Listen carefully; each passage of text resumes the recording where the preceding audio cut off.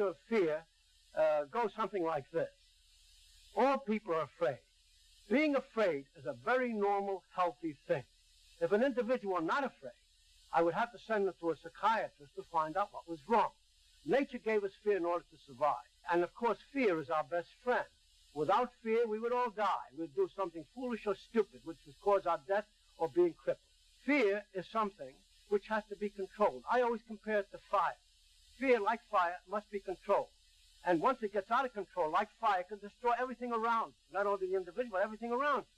But once you control fear like fire, you could make it work for you. Without fire, we wouldn't have the civilization we now recognize. The fighter who controls his fear can now function in a manner far over and beyond anything he was capable of before. Fear is your friend. And nature gave us fear in order for us to survive. And I give the example of the deer crossing an open field and coming to the forest, and instinct telling him danger is present in the trees, perhaps in the form of mountain lions.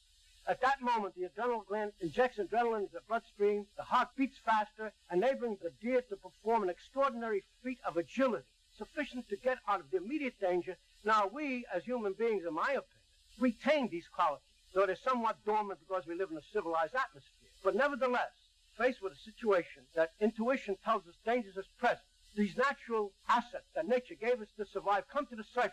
And if we don't panic, if we maintain a discipline and a control of them, we can use them. And they not only will help us survive the particular incident, but continued success will give us a confidence that is so strong and a foundation so powerful that in time you can get to overcome almost anything.